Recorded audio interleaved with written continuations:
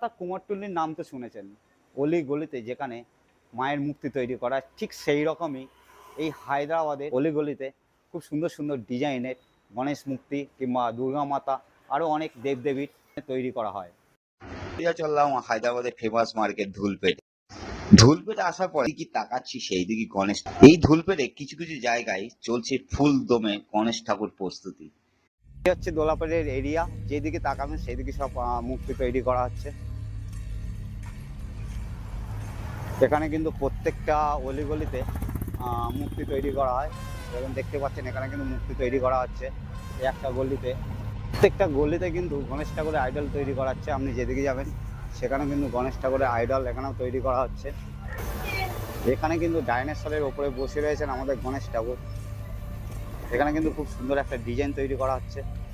দারুণ লাগলো, দুই পাশে দুই হরিণের দৃশ্যটা এখানে তুলে ধরা হয়েছে। আর তার পাশে রয়েছে ডাইনোসর, আর তার পাশেই বসে রয়েছে আমাদের গণেশ ঠাকুর।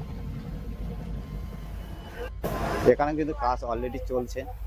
প্রত্যেকটা গণেশ ঠাকুরের কালারিং, খুব সুন্দর সুন্দর ডিজাইন তৈরি করা হচ্ছে এখানে। তনুজা ভবনী আর্ট স্টুডিওতে এখানকার ঠাকুরের রং কিন্তু অলরেডি কাজ চলছে।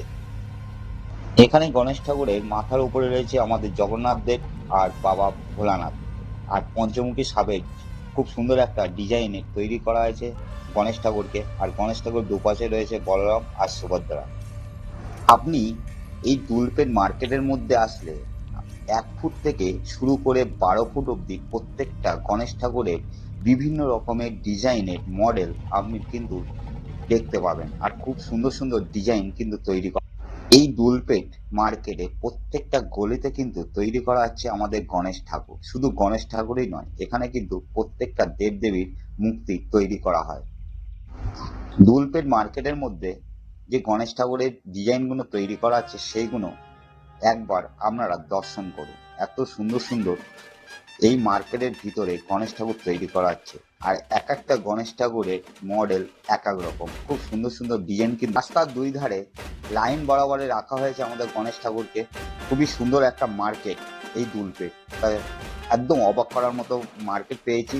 আর আসার পরে সত্যি আমি অবাক হয়ে গেছিলাম যে প্রত্যেকটা গলি আর স্টুডিও আর রাস্তার দুই ধারে সুন্দর সুন্দর ডিজাইন।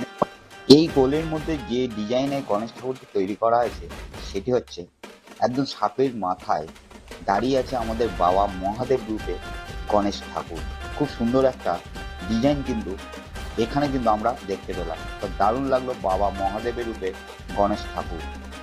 গায়ত্রী আর্ট স্টুডিও, এই স্টুডিওটা আপনি পেয়ে যাবেন বালাজি স্টুডিওর একদম পাশেই। তেলেঙ্গানা স্কুল রয়েছে, তার পাশেই রয়েছে বালাজি আর্ট স্টুডিও, আর তার পাশে রয়েছে এই গায়ত্রী আর্ট স্টুডিও। এখানে কিন্তু খুব সুন্দর সুন্দর মডেলের গণেশ ঠাকুর তৈরি করা হচ্ছে। এবারে এই গলি দিয়ে সোজা আমরা চলে যাব শ্রী গণেশ মূর্তি কালাগার। এই হলো Shri Murti Kalagar, manufacture of Mumbai Ganesh, Dhulpet Ganesh and Durga Mata idol. এখানে গণেশ ঠাকুর কতদূর প্রস্তুতি চলছে আর কতদূর বাকি, কি কি ডিজাইনের গণেশ ঠাকুর তৈরি করা হয়েছে, এখানকার যে গণেশ ঠাকুর ডিজাইনটা তৈরি করা হয়েছে সেটা কিন্তু আপনারা দেখতে পাচ্ছেন। গণেশ ঠাকুরের পিছনেই রয়েছে বাবা মহাদেব আর সিংহের তৈরি করা আছে। বাবা মহাদেবের হাতে ত্রিশূল। এখানের মডেলটা কিন্তু একটাই ডিজাইনে তৈরি করা আছে। প্রত্যেকটা গণেশ ঠাকুরের মডেল এই একটাই। খুব সুন্দর একটা ডিজাইন এই শ্রী গণেশ কালাকারে তৈরি করা হয়েছে। খুব সুন্দর একটা ডিজাইন কিন্তু আমরা দেখতে পাচ্ছি। তা আপনারা যদি ভিজিট করতে চান অবশ্যই বলবো হাইটেক স্কুলের পাশেই এই শ্রী গণেশ কালাকার স্টুডিও রয়েছে। আপনারা এসে ভিজিট করতে পারবেন অথবা এখানকার প্রাইস সম্বন্ধে আপনারা জানতে পারবেন।